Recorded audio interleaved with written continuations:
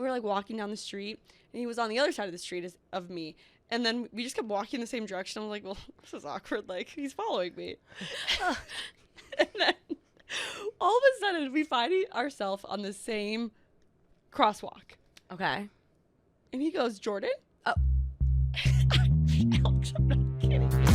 We're your besties in your ear. Back for another episode of Mean Girl Pod.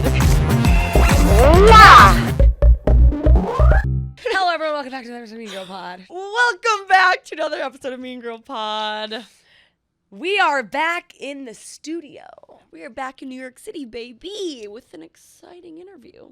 This one is, Jordan and I love to talk about sex. I think it's made both of our lives better and our friendship better. Mm-hmm. But we don't know. We don't actually, all we know is what we experience. We don't actually know anything about what we experience. So today we have a sex therapist on who's like a doctor, 18 years of studying it. She knows everything. Oh, yeah. I mean, we all took the sex IQ test and we all scored Below a 60. Yeah. Don't you think it's fascinating how sex can bring people so much closer, though, but not that many people talk about it? Like, just our friendship in general, talking about it, I feel like bonded us so much quicker. It did, and we would always talk about how in college or in high school and things like that, you just didn't talk to people about it. But think about how many things you and your friends all do. Yeah. Like we all drink water. Okay, well, we're all also hardwired to want to have sex, but we're just like, well, we're not going to talk about that. Like, where did that come from? Like, I was even thinking, like, I'll use this past weekend, for example, because we were just there. I met one of your friends. We'll leave her anonymous just because what I'm about to say. And as soon as she talked about how she met her partner and a little bit of the sexual detail, I felt like we were friends all of a sudden. And it was so crazy how as soon as she shared, like, intimate details about her relationship, I was like, did we just become friends? And she did it so normally. Yes. Okay, what about this? You know how when I love that you just brought this up. So we were on a trip this weekend and yeah, you met one of my friends that I'm closer with. You know her, but I'm closer with her. Yeah. You know how in those scenarios when you're with all girls and you think talking about another person, like putting the other person down, gossiping about like somebody makes you all bond, and we always talk about how that's a false sense of bonding. So if we all went to happy hour, and if let's say we were talking shit on some random influencer that we all happen to know, none of us would actually be putting someone down ever made you feel taller. We would all walk off from that, and you would think that you got closer, but the next day you're like, I don't know anything new about them. We didn't actually bond. So I love that you just said, because she gave these details, and the way she talked about meeting her partner was very normal. Yeah. And she talked about how they had sex, blah, blah, blah, and like was just laughing about it. Yeah. And you're right, you probably did feel so much closer because it's like a sense of vulnerability. Well, and I also feel like it's so rare to find, I'm being honest, girls that want to actually hear about other girls' lives in like a genuine way, and I feel like we all did, because so many times it's like a competition or like people are catty, they're like interrupting, but I feel like us four just genuinely wanted to chat and get to know one another, and I automatically was like, wait, because I knew you and the other one, but this was the first, I'm friends with you and the other one, like good friends, but this is the first time I met your friend, and I was like, you're one of the girls now, like I was like, and then she like helped me with like advice later on in the night, which this episode comes out, you guys have already heard about that advice, but I was like, I felt like we could talk about all this stuff. Yeah, and I think it's important, like it's almost like a pass of the baton, right? Yeah. So now that we know that, like, okay, let's use Amory for example. Actually, she'll tell me details about her date. That's the intern. She'll tell me like They don't know who that is by now. If you don't know who it is, they're not listeners. We hate you.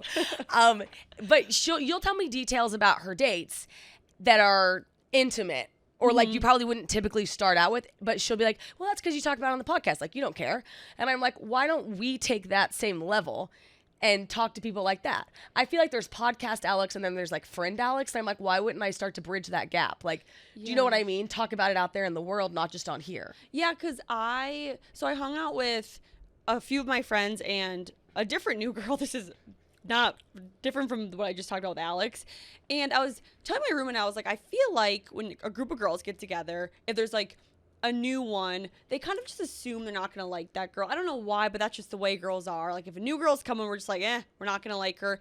And when I met this girl, I kind of got the vibe. I was like, I don't think she likes me, because I was the new one. Like, she knew my friend. But within the first 15 minutes, we started sharing, like, super funny, intimate things. And she was like, well, like, who are you dating? And I was like, you don't want to know my dating life. It is such a shit show. I was like, I can't get a guy to save my life, blah, blah, all this stuff. And she was like, wait, you're, like, normal, and like you just shared like something intimate and funny, and then all of a sudden I could like tell something switched, and I was like, if you're just like vulnerable and like open, people will be more likely to give that back to you, and all of a sudden a friendship will like immerse. Right, let's talk about the one and only, our lovely presented sponsor, Pink Whitney. Pink Whitney is a shot brand, which I think we did a really good job exercising this past weekend. Barstool Sports' only endorsed alcohol brand, Pink Whitney, is the #1 flavored vodka. I found a shot machine this weekend where you put the bottle. 2 weekends ago. You put the bottle in the top of it, you press dispense, and it comes out. Dude, I saw that, and I was so jealous that I didn't get to use it the day that I was there. But I was pumped that you got to, because I was like, I want to go back to use that. It was unreal. That was the first shot we took of the night, actually. Hannah brought shots out for all of us, and we got some Pink Whitney ones. I know, it was the best.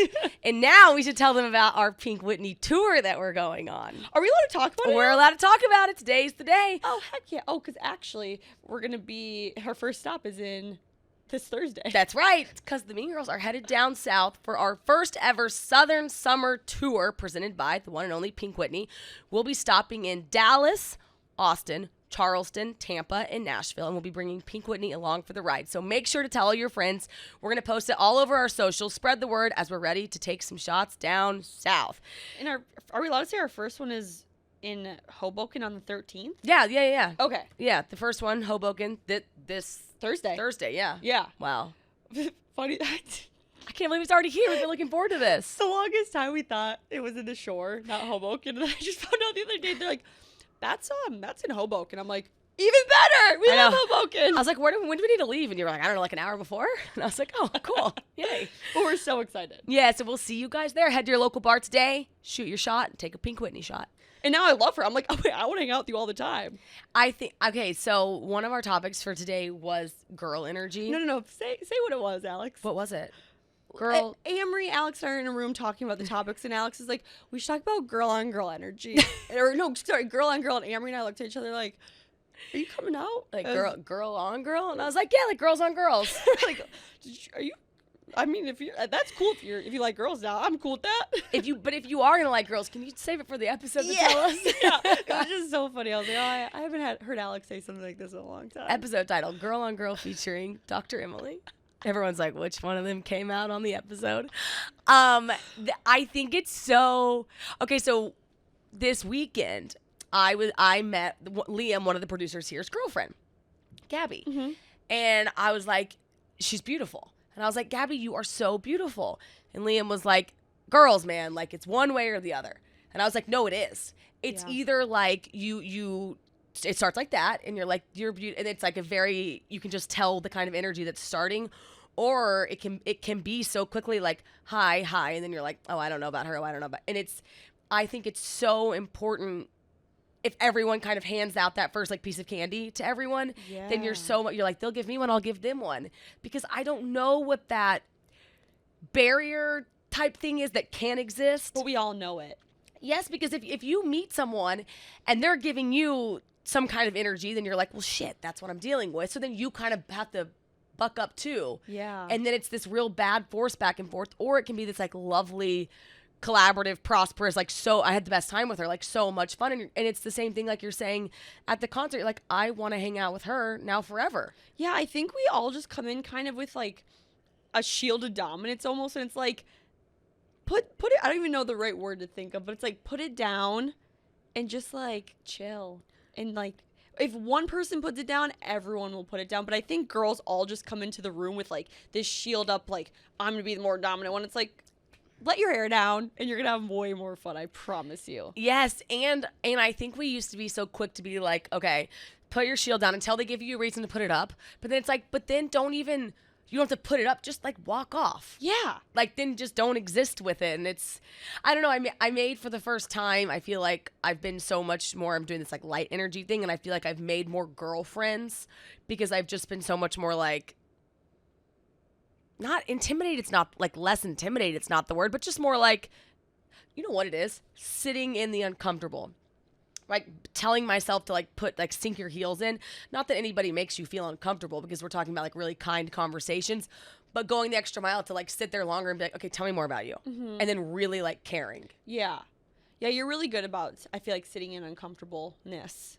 And being like, no, let's get more. Because even when we were in Nashville, like you like went to this event and I was like, I remember seeing you at this event. I was like, I am so, what's the word called? Like I wish I could do that. What's that called? I don't say proud because I wish I could do that. It's not envious because it's not like that, but it's like, I don't know. I almost like looked up to you. I was like, I wish I could put myself in an uncomfortable position going to an event where I didn't know anyone and like meeting people. And I was like, you're so, from what I could see, I was like, you're so good at that. And I was like, I wish I could be more like that, but it's like, I just have to let my hair down. I had to get comfortable with myself though. Like, Yeah. I didn't used to be able to do that. And honestly, on my way over there, I was like, I don't really have to go. But I met 3 girls that I really liked and then kept talking to. And it's like, we had a lot in common. Yeah. We had mutual friends. And it's like, you never know, but I think it has everything to do with that. For that example, I got in the elevator with another girl who I knew was going because we were going to the same floor. We could have stood there silently and neither of us talked to each other. Or I was like, hi, I'm Alex. She was like, me too. And I was like, so we're both named Alex. And then like that kind of like starts the energy when you go in. And it's like, it was as simple as being in the elevator with her and just start talking. Then why not? I love that. I know a few weeks ago, I actually never talked about this on the podcast. I don't know what happened. Weeks have gone by so fast. But I was invited to this event and I've never gone to, I hate to call it like an influencer event, but it was. And I've never been to one, especially alone. Like that, going places alone terrifies me. And I was getting ready for it, and I almost didn't go because I was like, I don't know anyone there. I like was having like a panic attack. I got to the event, I had no one to talk to, and within the first 5 minutes, I was like literally on the verge of leaving. So I was like, I can't do this, I can't do this. And then finally, I was like, Jordan, you have to talk to one person, and then you can go if it doesn't go well. I talked to one person. They immediately talked back, talked to another. And then from that event, I met this really cool girl. We went on a girlfriend date, and now we like talk regularly and we're friends. And I'm like, just because I guess I did do it. I did sit in uncomfortable. You did. You have to stay in it. It was like the hardest thing I've ever done in my upper 20s. I think we have to become comfortable, though, also being alone in those scenarios. Yeah. Like, you have to be like, yeah, I might just be like chilling by myself for a second, but I'll go up to somebody eventually. But it's like, well, you don't have to walk in. I think you meet less people if you go with more people. Oh my God, yeah, because then you're just stuck hip to hip with that person. Yeah, and instead of like being like, you have to go up and introduce yourself, I think that's good for people. Yeah. It's like eating alone too. Mm-hmm. I think that's... Yeah, making friends is never going to get easier. No. I feel like it's actually harder the older you get. I would agree with that. And you have to be like vulnerable and be like, hey, I need more friends. And usually that person will be like, me too, let's be friends. And I think too, I used to have this idea of what a friend looked like. You know what I mean? Like kind of I grew up in the same spot, so all my friends not thought the same at all, but they were my friends. Mm-hmm. And I didn't need any new friends because I had so many of my friends. Yeah. And then when I started moving, I was like, well, I still have my friends, but they're not physically here, so I'm going to have to make some new ones. And then I made all these different types, and then it's like now I'm so much more open to... Right off the bat, if I meet somebody and they tell me like what they're interested in or where they live, what they do or something, I'm so much more like, anybody can be my friend. Like a friend can come in any shape, size, anything. I love that. Yeah, it's like anybody. I love them all. Do you want to something crazy I heard yesterday? What? I was debating on telling you because I didn't know if you would give me the side eye, but I'm going to say it. Yay! Because it's about astrology, and you love astrology. Oh, yes. Now. I've actually been off of it. I need to get on my co-star. Okay, so I was getting a facial yesterday, and my facialist is incredible. She is, like, an astrology queen. She's the one who's, like, gotten me, like, so involved in it. Okay. And she was telling me, and no one look at me like I'm a witch or a crazy person or anything like that, but she was telling me if you have sex with someone on your period, it's like you're doing a blood oath and you're actually more connected to that person. So you shouldn't be having sex with people on your period that, like, you're just fucking around with. I know that sounds so crazy, but I was fascinated. I was like, I have to tell Alex. Well, okay. Hold on. I think it takes a lot for a guy to be like, I will power through the blood bath and have sex with you if you're just talking. Yeah. Like, I feel like if he's like, oh, I don't care at all that you're on your period. So I agree with her. Because I think it feels significantly better for girls to have sex on their period. Yeah. But I think it's really a nice guy to be like, I'm in on the blood bath. That's like, it is like blood brothers. I know. So she was saying, she's like, be careful for those men who want to do it because it's like a blood oath. I think it's like a sign as well, like a flag. It's a literal red flag. It is the reddest flag of all. If in the talking phase, they're like, you know what, I'll do the period. It's like, no, you won't. No, like, pee is sterile, blood's not. My blood is not going in you, okay? It's not going anywhere around you. Like, I get it if you're been dating for a long time, you're married, whatever. Yeah, I think you definitely do that. Yeah. But in the talk, yes, treat it like a blood oath. Dude, just weird things have been happening to me lately, like magical things. That's not magical. No, this weird thing happened to me today. What happened? So, I've just been like, man, like every time I see her, I like leave and I'm like, I'm an astrologist, a manifestationist, like all these things because she's so like that. Yeah. And like think about like someone like massaging your face and like giving you all this information. I'm just like, Ooh, yeah. That would enter. That would like seep through. So she was talking to me about manifestation. So I was like, I was learning about manifestation more, and I was listening to a podcast about it this morning. And all of a sudden, I'm walking to work today, and I see this guy walking, and I'm like, ooh, he is so attractive. I was like, damn, like I really want to talk to him, and not like talk to him, but I was just like thinking about him like very strongly. We were like walking down the street, and he was on the other side of the street of me. And then we just kept walking in the same direction. I'm like, well, this is awkward. Like, he's following me. And then all of a sudden, we find ourselves on the same crosswalk. Okay. And he goes, Jordan? Oh. Alex, I'm not kidding you. And I'm like, I take my headphones out. I'm like, I'm sorry, what? And he goes, Jordan. Like, he's like, I love the pod. Like, listen to the clips. Like, love Mean Girl pod. And I'm like, I have never had a man that I think is hot. Mm-hmm. I was like, I just manifested this. Did you get his phone number? No, I walked away. I was really scared. What? I freaked out. That's like the opposite of that's like manifestation, and then like you didn't. Okay, let's role play. What would you have said? What do you think I would have said? I don't know. You think I would have walked off? No. You're stronger than me. No, I literally was like, thank you, that's so sweet. I really appreciate that. Headphones back in. Light weren't turned on. I ran ahead of him. Like a little bitch. Did he want to talk to you? Like, could you tell? I don't know. Alex, I froze. I freaked out. You know I'm not good at this. Well, what if he's listening? Wait, do you think he's listening? I mean, he says he listens to the clips more. If he listens, DM me because I thought you were really hot. And he had he was tall and he had like a casual business on. Will you see it if he DMs you? I don't know his name, but I would recognize his face. I think he should DM you. I think he should DM Amory, and she will for sure see it. Oh, what's it? Can we say Amory's last name? Is that illegal? What's her last name? But aren't you Ames? AMZSA. Watch her get all these random. Oh yeah, we are gonna flood you. Do not DM her if you're not the guy on the street. Wait, are you public? Yeah. Oh shit, she's gonna get so many. I'm like, she's gonna get so. Wait, let's make him work a little harder. I'll tag her in my story within the next 3 days for sure. Yeah. Go find her on there, but do not. If you weren't the guy on the crosswalk. Wait, what color? Do you know what color his shirt was? Don't say it. Okay, start with the color of your top and that's how you know to open it. Okay. Wow, this is exciting. But I was just like, wow. I've immediately when it happened, I was like, I have to tell Alex. Wow. I just have to learn how to now continue the conversation. Yes. I don't know how to bridge that gap. But he needed to give you a little, I think. Well, to his defense, I shoved the headphones in real fast. Man. And then the white walking man came on, and I was like, I'm just gonna. You could even be like, do you live around here?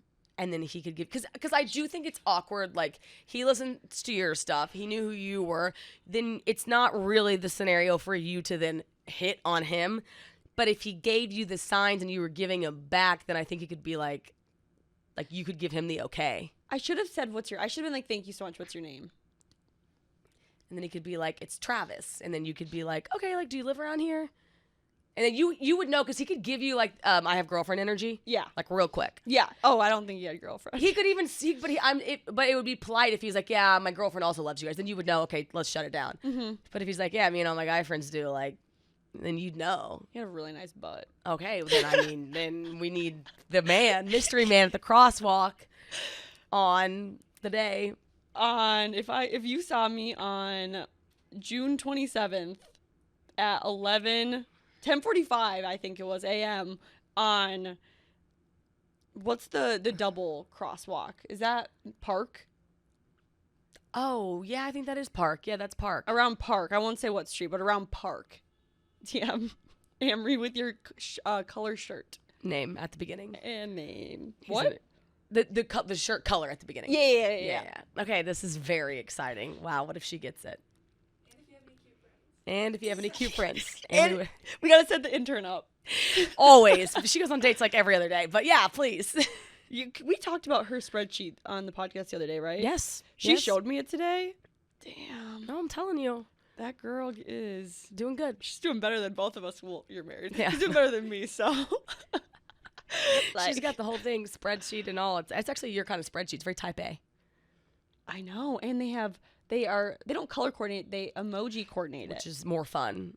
Like, I'm fascinated. This is a stretch of a bridge here, but speaking of first dates, the one thing I thought, because we just did the interview with Dr. Emily, I found so fascinating was how she talks about communication. Like the number one way to spice things up is communication around sex. And you asked the question, okay, if you're like sleeping with somebody for the first time and you just started like talking, are you just like random, like would you talk about it beforehand? And I know that's so anxiety inducing, but then I also think about this very intimate moment. Like you discuss what kind of food you like to pick a restaurant to eat at on a first date. Mm-hmm. Typically it's like, do you like Margs? What kind of food do you like? So you talk about that and then you go to the restaurant. Sex is, I would say, the most intimate thing we can do between two people. And a lot of times in these moments of like the first hookup, you just go into it blindly, not even being like, what do you like? And I'm like, that's so, I would be afraid to talk about it too, but it's like, that's such a crazy concept that we're so like, it's so awkward for us. I know, especially because like, I'm trying to not do like sex on the first date anymore, like wait 3 to 5 times. So I'm wondering if it will be easier. Like there's one person that I've gone on a few dates with and we have not been intimate. So I'm wondering if it'll be easier to talk about it, like if we do get to that stage. Let's talk about Shady Rays because both of our hair's back today. And is there anything worse in the summer than putting your sunglasses or not being able to put your sunglasses on your head because you know when you pull them out, it's going to be like hair everywhere? Can you imagine doing that before we record? We have to fix our hair. Yeah, and we're going to be getting on boats this summer. We're going to be getting in the water, and it's like, can't wear the sunglasses. Nope. So if you love your shades, but you find them getting caught in your hair very frustrating, well, look no further because our friends at Shady Rays designed sunglasses just for you. Their tangle-free aviator is all style and no tangle with their patent-pending nose pieces to create and avoid any snags in your hair. Shady Rays tangle-free aviators are one of the hottest selling collections right now, and they've added even more styles. Find out why they have, and this is actually incredible, over 250,000 5-star reviews. And if you don't love your shades, exchange or return them for free within 30 days. No risk finding your next pair of sunglasses. We are obsessed with these. These sunglasses are their best-selling collection and sell out often, but today, exclusively for our listeners, Shady Rays is offering 30% off their tangle-free aviators and more. Head to shadyrays.com/tangle-free with code MEANGIRL. But I also am like scared shitless of that. Yeah, to be like, when I was just about to even give an example of how to begin to get into it, and I just... What? I mean, it's hard. I couldn't even tell you, like I said, I don't want to repeat what I said on the pod, or with Emily, but yeah, like, the only time I've ever really communicated was when it was with a long-distance relationship, because you have to. Yeah, you kind of start those naturally. Yeah. But to be like... I don't even know how you would start it. Anyways, can I ask you a question? Wait, is that how you're going to start it? With him? Like, was that an example, or you want to ask me one? No, I actually have a question for you. Oh. I need advice. I thought you were going to say to the guy, can I ask you a question? Oh, no. I thought you were going to start it, and I was like, okay. I was like, I feel like we should probably scurry away from this. I mean, you're going to have to talk to him about it, but okay. Well, I need advice from you. Okay. Okay, so in your opinion, when do you think it's appropriate for a girl to plan the date? Like after how many dates? Like if a guy plans first date, when do you think it's okay for a girl to start planning dates? Okay, I think 3 dates the guy plans because that's a little courting moment, and then I think date 4. I think there's no right answer to this, but I would love to see like a date 4. He's like, "Hi, I want to see you," and you're like, "Wait, can I play in this one? Like I've been having so much fun with you. Can I play in this one?" I think that's cute.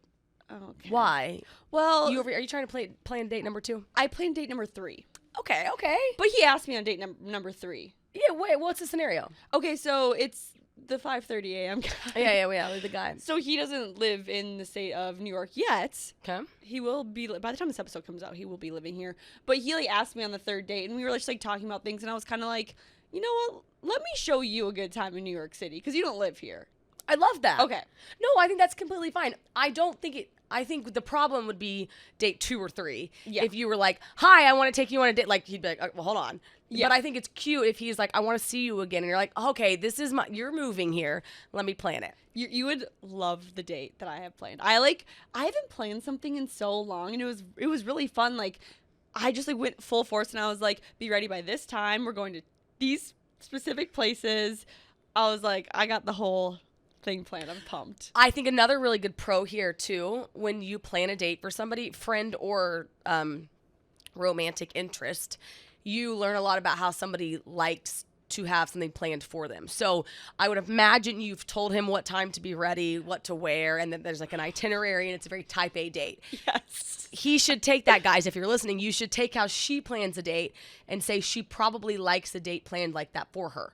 Yeah. And he can learn a lot about you through the way you plan it. Well, I did say my love language is a well-planned event, and he literally was like noted. Like he was like, okay, so you love like trying new restaurants and you love well-planned dates. Noted, like winky face. And I was like, you better note that. Yeah, I just don't want him to take that lightly.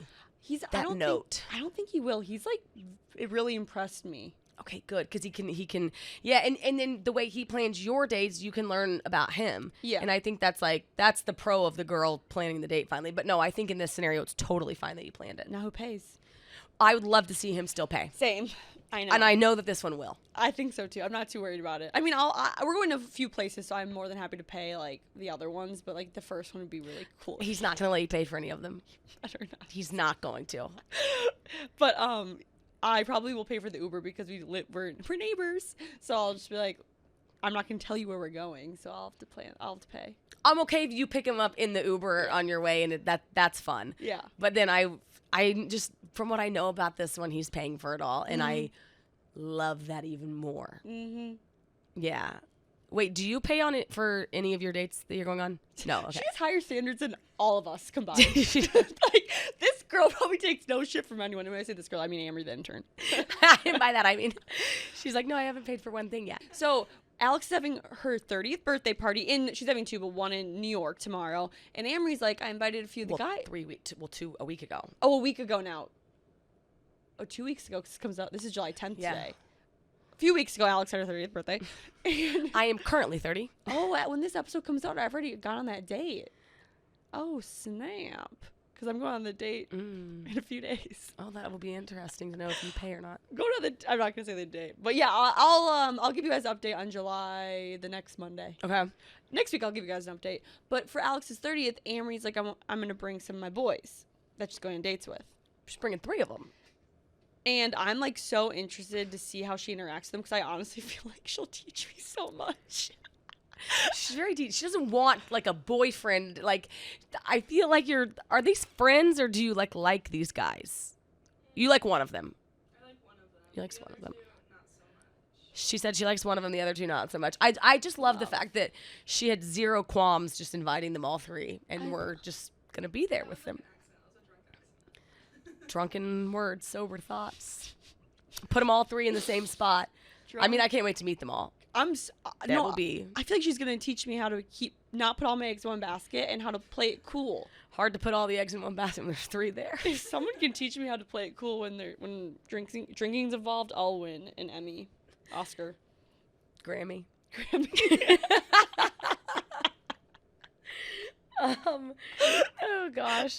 Okay, wait. Well, before we go into the interview, since you already went on the date, could you just tell us the date? Oh, I guess you can technically. So, is it weird if I say like what we did? No, right? Oh, he would know it's him. Yeah. Yeah. Okay, yeah. Don't tell us. Okay. I'll tell you though after. Yeah. I should tell you because I can get your guys' approval because I hope it's a good date. I'm sure it's fabulous, but yes. I was in between two places, like two parts of New York that I want, two different types of dates, and I just texted him and I was like, he's gonna know about him. I was like, The guy that doesn't live in New York, you mean, that you went out until 5:30 with, and then he asked you to play in date number 3? I don't know if he's gonna know it's him, but yeah. don't worry, he doesn't listen to the pod. Then tell us the date. So I texted him. So I was in between this place called Dime Square. Have you heard of Dime No. Square? Do you know? Okay, Dime Square is like the deep part of Lower East Side. It has like very cool like Mediterranean restaurants. Shut up! It's not Times Square. It's Dime Square. Well, it's funny that it's called Dime Square. No, when my friend texts me, I go, autocorrect? She's like, Dime. no, bitch, this is a place. Dime Square. Okay, this is funny. No, I was like, haha, and then I looked, I was like, wait, these are like really sick. You would love it. It's like all like oysters and seafood and Mediterranean food. Oh, that's cool. Yeah, and it's kind of like not a lot of people know about it, so it's like a vibe. Okay, I love that. So I was in between Dime Square and then Seaport, by the water. So I like texted him and I was like, pick D or S. And Oh. just like out of the blue, and he was like S, and I was like, I like S because you've been there. You need to be familiar when That- you're leading the date. that's what my Dime Square friend said. She goes, you probably shouldn't take him to a place you've never been. And I was like, that's a really good idea. You would have to go to Dime Square. Yeah. I can't with the name. Who named it? So I'm taking him to a restaurant by the water to have like oysters and seafood because he loves that. And then we're gonna go to like this really sick hotel bar that I've been on like a friend date at, and I was like, oh my god, this is so beautiful. Afterwards, What's the bar? It's called the Beekman Thompson Hotel. Okay. You should go. You would absolutely love it. Okay. Yeah, you should take Amory for being such a good girl. I should. We'll do. She's like, yeah, you should take me there. It's like the architecture is so beautiful. Like you can see the staircases go all the way up, and like it's very intimate, and there's hot people everywhere. Oh wow. Hot men everywhere. It's smart of you to go on a date there. Oh shit, yeah. No, that is smart of you to go on a date No there. women. Yeah, that's good. It's like, But that's what we're doing. Okay, that's a very cute date. Well, I can't wait to hear next week how it goes. Scary. Yeah, Remind me to tell you. I will. I hope he's definitely paying for everything. I have no doubts in my head with this one. He's a good egg. Yeah, he seems like it. Yeah. All right, well, let's get into Dr. Emily. Are we gonna intro her? Yeah. Okay. You guys know who she is, right? All right, enjoy. This was a fun interview, though. I feel like I can take a lot from this interview, and I'm excited to apply it to my honestly, my sex life. Yes. Okay, yeah. Take it away. Okay. Dr. Emily is a sex therapist, an author, and a media personality. It's Sex with Emily everywhere. She's got a podcast that she's had for a very long time. She's got a website, which the articles on it are incredible. She wrote the book that came out that everyone should run and get this book. She's got the yes, no, maybe questionnaire. She's on every platform, Instagram, all of it. I mean, she is probably the sex therapist of every generation. Yeah, and she has a new book out called Sex IQ, which Alex and I have read, and it was fabulous. So we're really excited to have her on the pod. And she's just chock full of it. She really normalizes the conversation around sex. So, and that's what we do in this episode. So without further ado, welcome to the episode.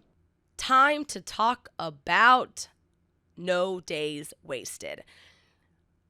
Okay, Jordan and I are obsessed with No Days Wasted because what's better than going out and being like, I can feel good the next day just by popping these pills. It's on a powder, little packets that we put in our purse, and it makes all the difference the next day. Nothing feels better than that. Nothing feels better than that. Summer is in full swing, and No Days Wasted is here to help bounce back after a night out celebrating. DHM Detox is the ultimate vitamin for when you celebrate. It helps break down the toxins that make you feel awful. A lot of us think that it's hydration, but it's only 20% hydration, and the rest is the toxins that enter your body.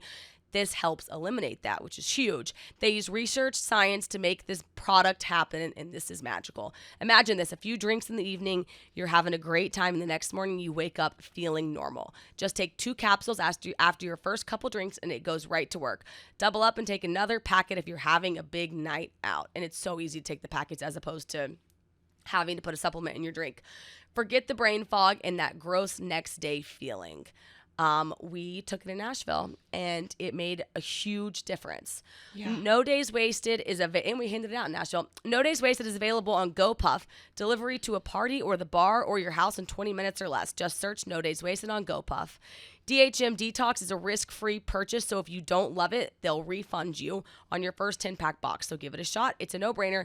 Check out their recovery bundles for the best recovery experience with DHM Detox and their hydration replenisher. We've got you guys 20% off your order and free shipping in the U.S. Just head over to nodayswasted.co/meangirl and use promo code meangirl at checkout. That's nodayswasted.co/meangirl for 20% off your first order. Enjoy. Hi, so good to be here. Thanks for having me. So Jordan and I are guys, we have to be, just tell them. We have to be transparent. We just restarted. So we had gone 7 minutes, but as technical difficulties happened, we're like restarting. And I was going to try and fake re-saying, and I am going to re-say it, but just know it's the second time I've said it. I know Alex was like, wow, we have no technical difficulties. And all of a sudden 7 minutes in, we're like, we're so sorry. We have to restart the pod. We didn't get any of that. But that's okay. I feel like it makes everything just more fun and flow easier. Yes. Well, now we know each other, and we know the answer to one question, which is good. But in short, Mean Girl Pod loves talking about sex, relationships, taboo topics. Yes. The only difference is Jordan and I, don't know anything about those topics. So we're so excited to have Dr. Emily here because she specializes in it. We've been listening to the podcast, reading the book, reading the website, full dive on Instagram. We feel very well versed. And I think our main takeaway is, and we think the listeners' main takeaway will be that you make us all feel so normal. And you really normalize the whole conversation around sex. So we're excited to dive into the talk. Yes. And I feel like our listeners will agree that out of all the questions we get, they're always saying, we're so happy you talk about these taboo topics around sex. Like, no one talks about it. You make me feel more open to talk about it with my partner and my friends. And this is what our whole conversation, I think, with Dr. Emily is going to be about, just making the conversation so much easier. So we're so excited to have you. And we're going to dive into better ways to have sex and how to communicate with your partner. And it's just going to be a fun conversation. Do you want to start with one we haven't done yet now? That's a good idea, actually. Like, let's mix it up, because Jordan's favorite thing is, and we're going through topics, she's like, the orgasms, there's 3 types. There's 3 types of orgasms. So, so let's go there. Out of all the articles that I was reading, so I've been listening to your podcast on repeat, reading your articles, and something I was so fascinated by was the different types of orgasms we could have, because I think as people, we're like, oh, you can have like a clitoral orgasm, a G-spot orgasm.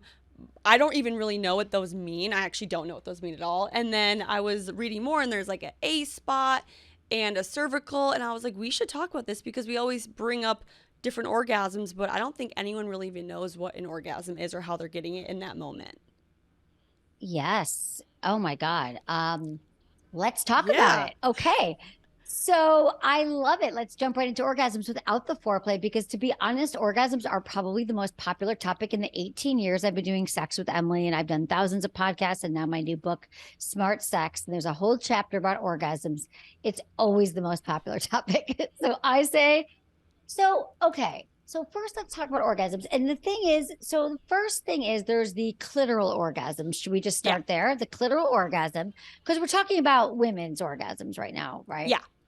Because we know guys have a penis orgasm or they have a prostate orgasm. But for women, the amazing thing is we have all these incredible body parts that are really just primed for pleasure, but a lot of us don't even know how to have them or what they are. So the clitoral orgasm stems from our clitoris, which is the external part, which is the external and internal. So a lot of people know what the clitoris is. It's like the little bud on the top of a vaginal opening. However, it extends behind the clitoris.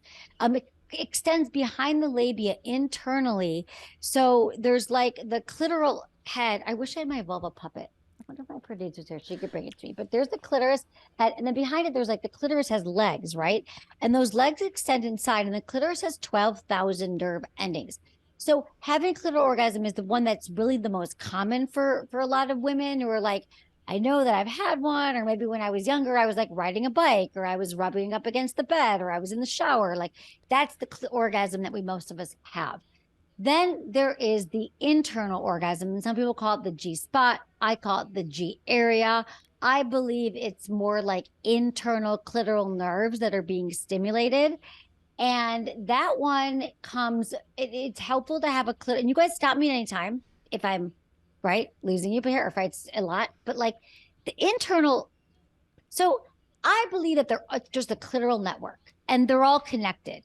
So if we have a clitoral orgasm first, it's a lot easier to have other kinds of orgasms because orgasms are all about blood flow. So you have an orgasm and your blood starts flowing down there, all these nerve endings. And then when you go inside and you look for your G area, which you put a finger inside you or a vibrator, and you go in about 2 inches inside towards your belly button, you're going to feel like a raised area. Maybe it's a little rough, like it feels like a peach pit. And that area, if you apply pressure to it, is the G area. And that's where also you can have another orgasm, another kind of orgasm. So a lot of times those orgasms are blended, where you have a blended clitoral G-spot orgasm at the same time. So that's another way to do it. It helps. Quick. Yes, please. I'll use a man and a woman having sex. Can you have a clitoral and a G-spot orgasm from having like penetrative sex?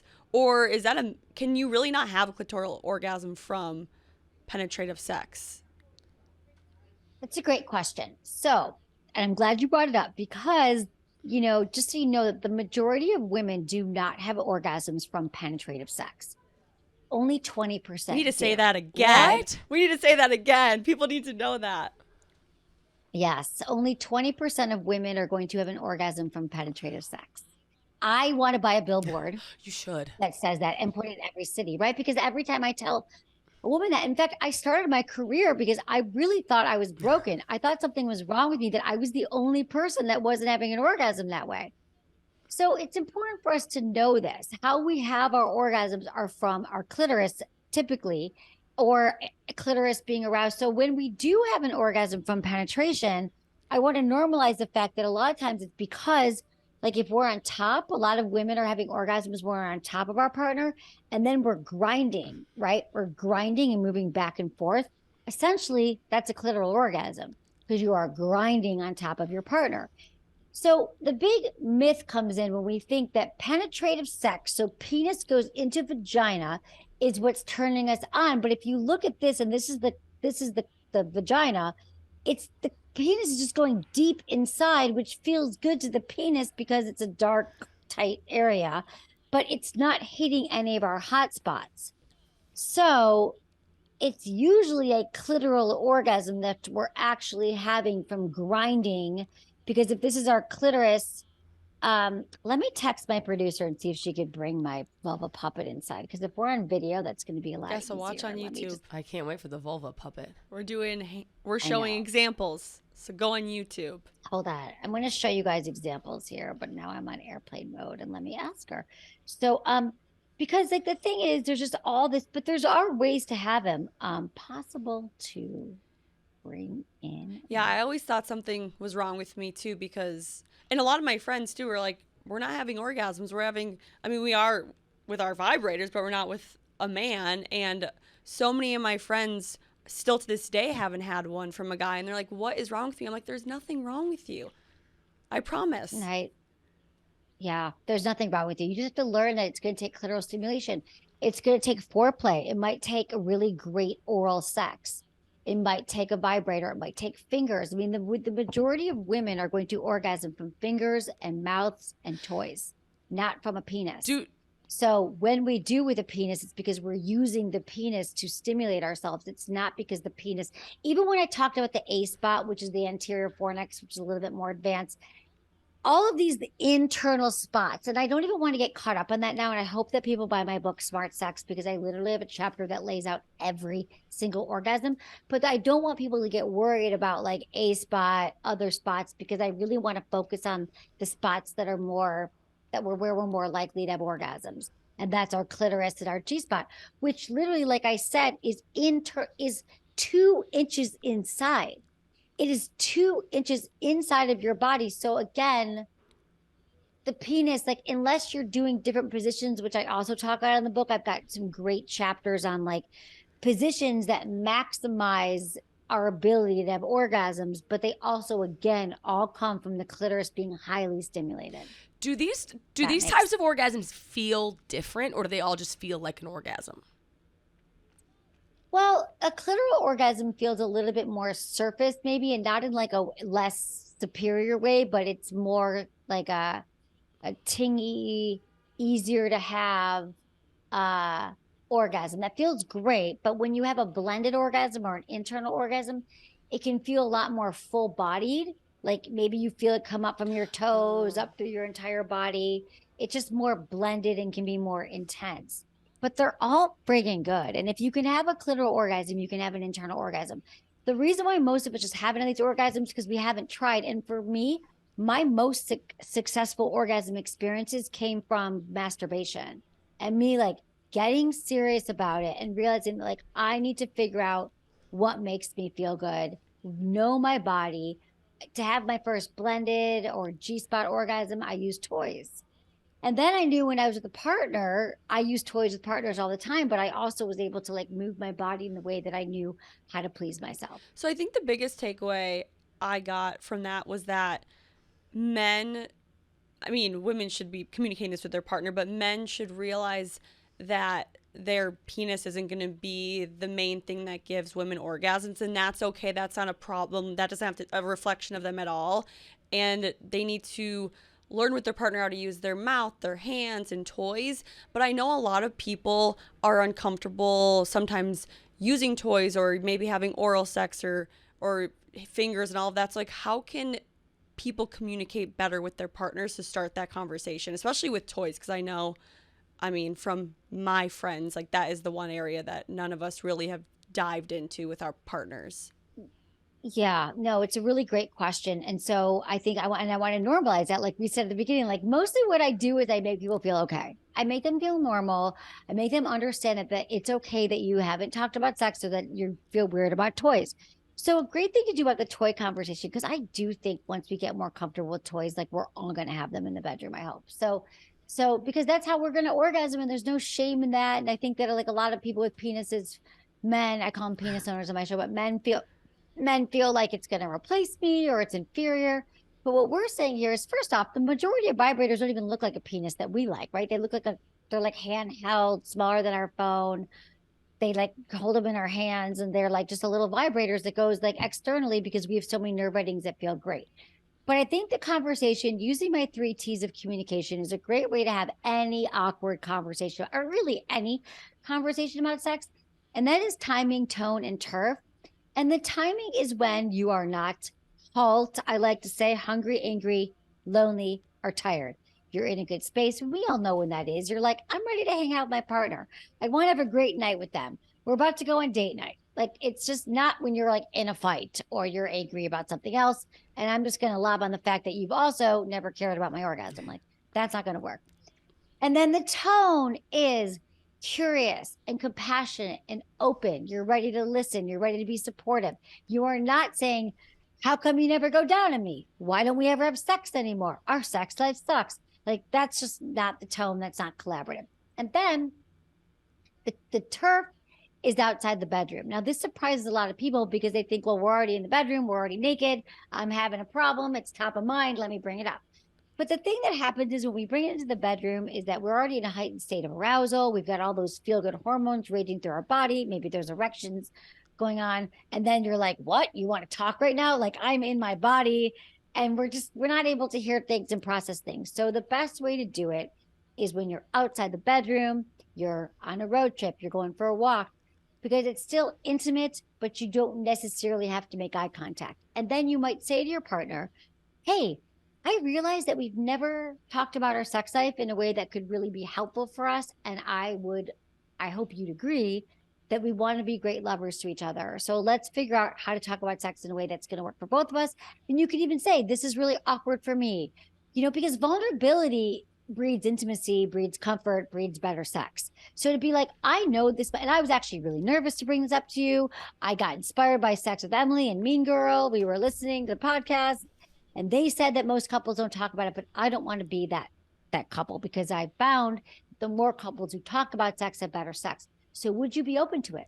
And then remember that this is an ongoing conversation. It's not a one-time thing, but it's just finding out, like, does my partner have a growth mindset around sex? Because I also understand that your partner might be like, what are you talking about? Am I a bad lover? Why? Like, we get so fearful when our partners bring up sex. So I also want to normalize that this is not common. Most people don't do this. This is my mission, is to get most people to talk about it. Because I promise you all, I'm not trying to get you into some like trap here. It works. Your sex becomes better. You realize that, like, let's just talk about everything that we want to do together and make it hot and what works and what doesn't work. So those are some of my tips there and my places to start. I think the best thing that you said is, because it's so hard to start the conversation, but you said this earlier, but blame you.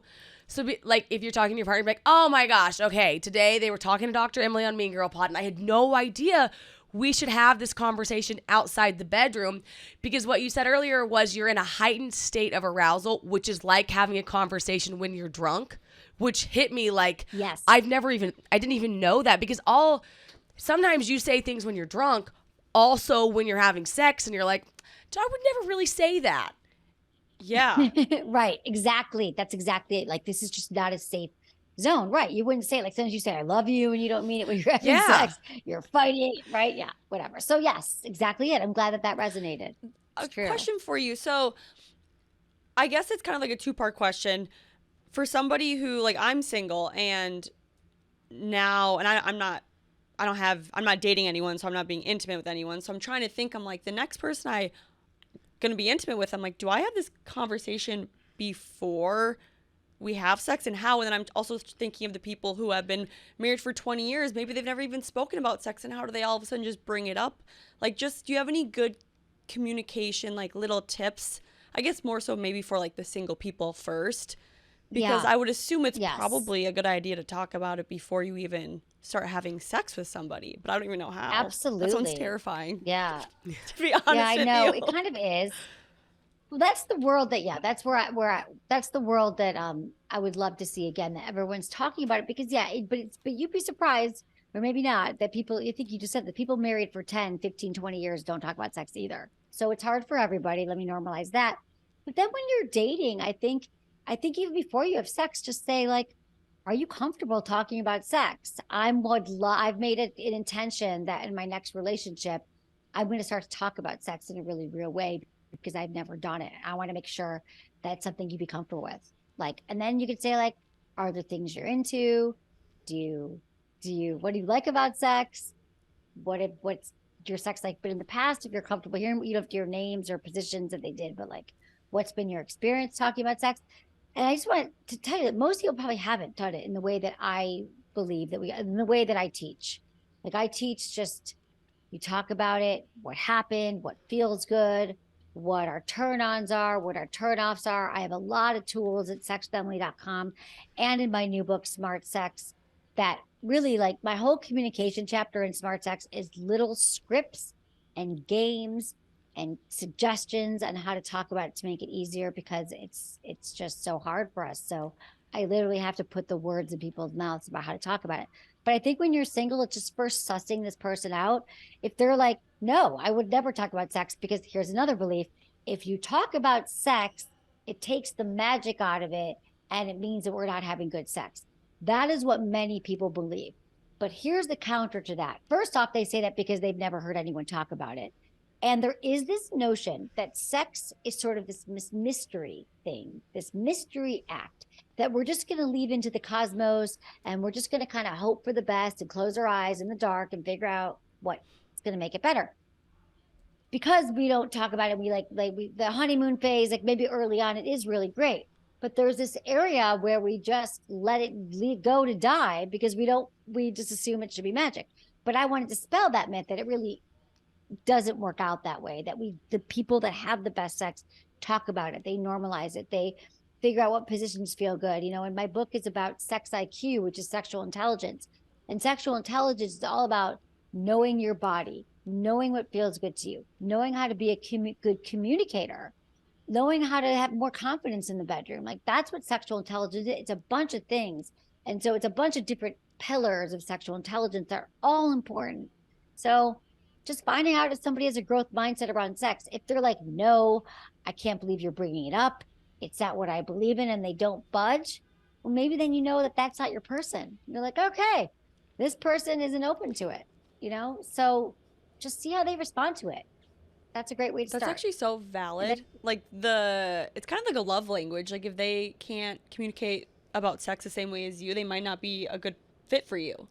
Well, I bet a lot more. I bet if you did start by talking to them about it, I can think of a ton of guys that I know that probably don't talk about it all the time, but would love it.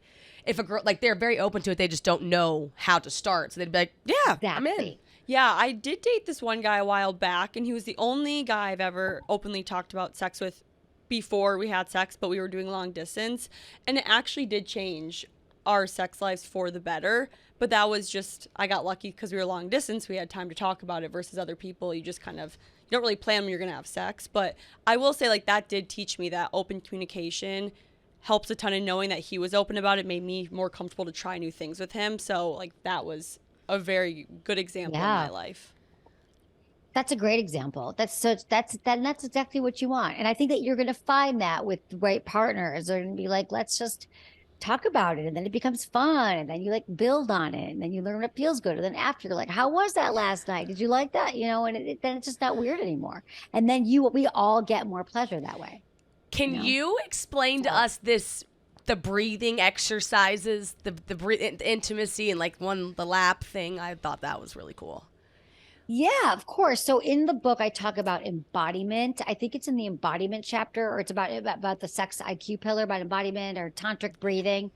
And so I think, so breath is a huge tool, another tool that we have in our toolkit when we're trying to have more orgasms, be more present with a partner, be more connected. And so what I love about breathing is, first of all, a lot of us hold our breath during sex, and we sort of get like nervous, or we don't realize it, that we're just not breathing. But the more that we breathe, we're actually moving sexual energy through our body.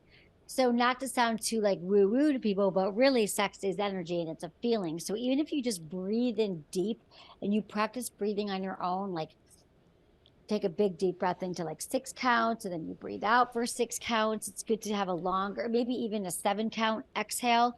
Have your exhale be a little bit longer. And then at the bottom of that, you do a Kegel. Now, a Kegel is the pee stopping muscles that we use to stop and start the flow of urine. But it's also our orgasm muscles. Those are muscles that are responsible for orgasm. So if you kind of squeeze those muscles when you're breathing, that's going to help to wake up our sexual energy. It's going to help connect us to our bodies. It's going to help us have more orgasms. So that's part of breathing during sex. The other part is that, like, breathing with a partner, like, so if you want like a little Tantra 101, people make tantric sex very complicated. They think it's like this whole process. But the main tenets of it are just like looking to your partner's eyes, breathing together, like this deep breathing that I'm talking about. Maybe you're even like, I think you're talking about the satsang position, where your partner's sitting on the floor cross-legged, and then you wrap your legs around their back and you sit on their lap. And in that position, you have your arms around each other, you're making eye contact, and then you just slowly start to breathe. And you might find out that through making the eye contact, your breath actually syncs up. And if it doesn't, you'll start to just realize that, like, you can start to breathe in and breathe out together. And that whole process is a really great way of being connected to your partner, being more intentional about sex, being more conscious, being more connected. And you can do that with a partner. You could do that with someone you just started dating, but they have to be open to eye contact and intimacy. But really, it's a really beautiful way to be intimate, connected, and to also feel more connected to our bodies and more present. This help? Because a lot of people DM'd us and they were like, I'm in my head when I have sex. I feel like I can't have an orgasm because I'm always in my head. Would this be a really good tool to do to really get out of your head for if you're a male or a female? Yeah, this would be an excellent tool to get in and out of your. I love this tool for that, because a lot of us are distracted. I get asked that question all the time about why I'm so distracted. I can't have an orgasm, but it is true. Like, our brain is the largest sex organ. If our brain is focused on why I can't have an orgasm, how my body looks right now, what the laundry, or like someone's gonna walk in, my roommate's gonna hear me, it's really hard to focus. So if you can just focus on your breath, if whenever you notice that your thoughts are wandering, and you can just focus on breathing and being present, your breath anchors you in the present moment. So I try to remember to breathe so I can focus with my partner. I also think about my five senses. That's another way that I can be really focused during sex, is when I find my mind wandering, I think about the five senses, and I think about, okay, my mind's wandering, I'm distracted, and I think, like, what am I seeing? Okay, I'm looking at my partner's really hot body. What am I hearing? I'm hearing the playlist. What am I smelling? I'm smelling this beautiful candle.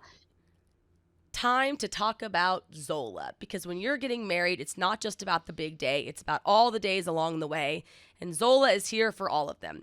Zola offers one place to plan everything instead of multiple apps and companies, pre-vetted venues and vendors, so you knew when you were in safe hands, stunning, customizable, save the dates, invites, and paper for the ceremony, all matching and with designs for every style to create a coherent, beautiful look for your whole entire wedding. A free wedding website for guests to RSVP and shop your registry, which the registry is the best part because you just magically get all these gifts that you wanted, as well as get all the details all in one place. A registry filled with everything you want, zero fee cash funds. That's like, it includes zero fee cash funds, which is very cool because I've seen a lot more people doing that. Like honeymoon fund or something like that. So think about the small time-consuming tasks you've encountered planning a wedding and how Zola can take all of those, put them in one spot, and make them so easy. Finding guest address, keeping track of RSVPs, etc. My brother is currently engaged, and he's using Zola because he was like, I need everything in one spot. And I was like, I know just the place to do it. So start planning today at Zola.com. That's ZOLA.com. Enjoy happy wedding planning. And remember, this should be a very fun, stress-free time. Okay, so the first one we want to ask you about, because we used to talk about this a lot, it is your thoughts on porn, and we're just going to give you the overarching, we're going to give you that ball. Okay. All right, I'll take it. Porn. I think that porn, as its use, porn we know has been around since the beginning of time. Like, right, our ancestors carved, images in caves of them, having sex and all that stuff. Like, porn is a titillating, it's art. It can be a great source of arousal. I love when partners watch together. It can be great. But the problem with porn is that porn is so ubiquitous, and since porn became readily available in our pockets 15, 17 years ago, the problem is that a lot of people grew up learning that porn is sex, and porn without comprehensive sex education, which is most of us don't have, is a disaster, because we think that that's how sex should happen and that's what real sex is. And there's literally, that's why I thought that I should have an orgasm every time, and there's no lube and no one's using protection and none of the positions are actually feel great to women. So porn is made, traditional porn that you see when you Google porn or anything, is made by men, for men, by the male gaze to turn men on. Much like, I don't know if you've seen The Idol, the show The Idol. If you've seen that, it's like that to me is like what porn is from the male gaze. I don't think that any woman thinks that that's hot, really, truly, and so that's the problem with porn. But ask away. Well, I can clarify you can that. ask your question first. No, I thought The Idol actually was. I don't think that is so fascinating. You think guys find that hot? I agree. I completely didn't one bit. Oh, that kind of just stung me. Yeah. Yeah, because I feel like so many couples, well, not so many couples, some couples try to use porn to turn them on, but I've personally never thought male and female porn is hot, and I've tried to watch it with my previous partners, and I'm like, this doesn't do it for me, and then I'm like, am I the problem? But my partner's turned on, then I feel bad not watching it, but I'm like, this isn't doing it for me. Right. Exactly. So you got to find porn that, well, first off, what did you guys think of The Idol real quickly? Did you like it? Did you think it I was didn't hot watch it. or kind of hot? I thought well I did acted? not think I Okay, thought got that it. Lily did a good job. And I understand what The Weeknd was saying, that this is the exact character he's trying to play. I found it creepy. I didn't find any of it hot. I was like, Yeah, I thought I would, but I didn't at all. got it. Okay, Now I need to got watch it. Just curious. Anyway, I've been obsessed with it lately. No, but watch it just to see what Seriously. not to do. in Wait, bed. I heard, Or not to like what's talk not about hot. that. I know that it So- was one of the worst sex scenes for Yeah. people to watch from GQ magazine. I was like, It was. awkward. Yeah, I read that. I'm GQ gonna watch it when I article. get home today. It was so uncomfortable. Just okay, but porn, you're right, and that's why there are sites like Balesa or Quinn, which is audio porn. Like there are places that you can find porn that is more made for women by women. From the female gaze, you see body parts you see body types that are more reflective of a real woman's, all different types of women's bodies. You see foreplay, you see more oral sex, you see more toys being used. So it would make sense that the porn that you watch with your partner isn't hot. And this is why sex has been so confusing for women for so long, because most of sex is based on penetrative sex, which we just covered is not the most satisfying for women. All the sex that we see is also based on men's preference. This is not bashing men at all. I'm just saying in general, that's just how the system's been set up. Like a lot of things in our lives, medications are only studied on men. The health system is focused around men. We get that. But what I'm saying is when we're all trying to better sex, and men don't want this either, believe me, if you talk to a self-evolved man, all he wants to do is give his partner an orgasm that he loves. All he wants to do is to please her. But yet society is built in this way where what he's served up is this porn that's based on penetration. So it would make sense that you're not turned on by that stuff. So we have to all find things. And in my book, Smart Sex, I give a lot of tools for women finding their arousal style, digging deep and finding what their core erotic desires are, what really truly turns them on. Even if you start with like a kernel of a nugget of something that genuinely deeply moved you and turned you on, that nugget, that seed can blossom into a whole more complete understanding of who you are as a sexual being. And that's the work, and that's the process I'd love most women to go through, to feel more aroused, because men get to do that, but women have not been given as much so time porn and information. for like a fairy tale land is not conducive to life. But if you use it as an educational component or something like that, then you're for it. Like educational, I wouldn't even say educational, because it's not really like, it's some things about it are sex, but I don't think educational. Maybe what's more for titillation, more like maybe you'll find scenes in there that are trying, like maybe you really want your partner to do a certain move, or maybe you really love oral sex and you found a great scene of oral sex, or maybe you're into bondage and you're like, I love the way this person's being tied up, babe, can you tie me up in that way? Like maybe that's educational. But strictly educational is how sex goes down, play by play, no. So porn's fun, Experimental. yeah, like maybe watch it experimental, picking up a few things here and there. Maybe it really does turn you on, but you got to do some searching to find. And sometimes on those porn sites, if you don't find like Balesa or other sites hot, you might search for like popular with women, and then see if you can find something there. I think a lot of people, they always want to know, like, how can I spice up my sex life? And I feel like the first thing that they say is, babe, we should watch porn. That's definitely going to do it. And since that isn't something that they should maybe start with or ever do, what are some ways that people can spice up their sex life? Because that is definitely one of the number one questions that Alex and I get on the podcast, and her and I are like, we're not really sure. Yeah. So We'd love to know. Yeah, no, that's great. That is a top question I get asked. I mean, that honestly, you guys already covered it. The number one thing you can do to spice up your relationship is to talk about it first, because then you're going to find out what's working, what's not, what's our turn-ons. I have this free downloadable guide on my website called the Yes, No, Maybe list. And it's like been downloaded hundreds of thousands of times, because what it is, it lists like 100 sex acts, and on it has every sex act, like things from like kissing to dirty talk to spanking to things that you might not even know what they are. But you have a list. It's interactive. Is it a yes? Is it a no? Is it a maybe? And then you get to take that with your partner. You today take it, and then you take it, and then you circle back. You're like, what are our yeses? What are our maybes? What's off the table? What's on the table? So that's a great way to spice it up. Finding some things that are really, really hot. Talking about the most memorable times you've had sex together is hot too, because then you can find like what was it in those moments that made it so hot for us, and how can we do more of that. So I think that's some ways, but if you want concrete, I don't think it's porn. I think it's trying new things, going on vacation, getting outside of the same room that you always have sex in. Toys can be hot, lube can be hot. I think lube is a necessity actually for every sexual situation. I'm a huge lube pusher. Yeah. So those are some of the love that. ways. Communication. I mean, Yeah. I think people think it's awkward, but I think if they can do it, then you just opened up a whole new world. Yeah. Especially if you've never communicated. Exactly. Think about what you're going to start doing once you speak about it in your relationship. Yeah.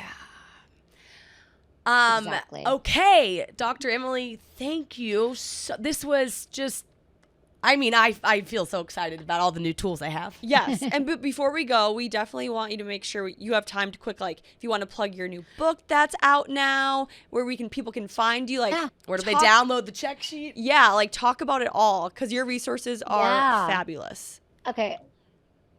I'm so glad you had me on and you found them useful. So thank you. So my podcast is Sex with Emily. I release it twice a week on all podcast platforms. My website is sexwithemily.com. You can find the yes, no, maybe list and literally like hundreds of articles. We list maybe 3 to 5 blog posts a week. My new book is called Smart Sex, How to Boost Your Sex IQ, Own Your Pleasure. Wherever you buy books, you can buy this book, read it with your partner. It's for single people. It's for people in relationships.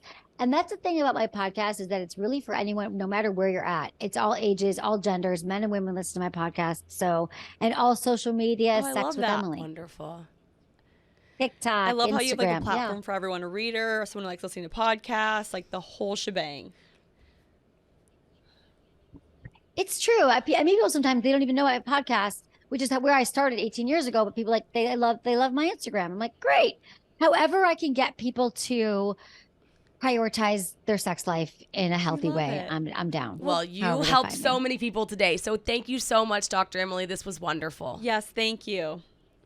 Thank you for having Thank me. I so you. You appreciate too. it. Bye. Have a great day. All right, AV, do what you do best. Like, comment, subscribe, follow us on TikTok, Twitter, Snapchat, Instagram, Facebook. Leave us a 5-star review and subscribe to the YouTube channel. Yeah, watch this. It's too late now, but watch this episode on YouTube because she uses her hands to show like a lot of different orgasm movements. Oh, we never got the vulva puppet. Oh yeah. I might buy my own. Yeah, I think that's good. All right, love you guys. Bye.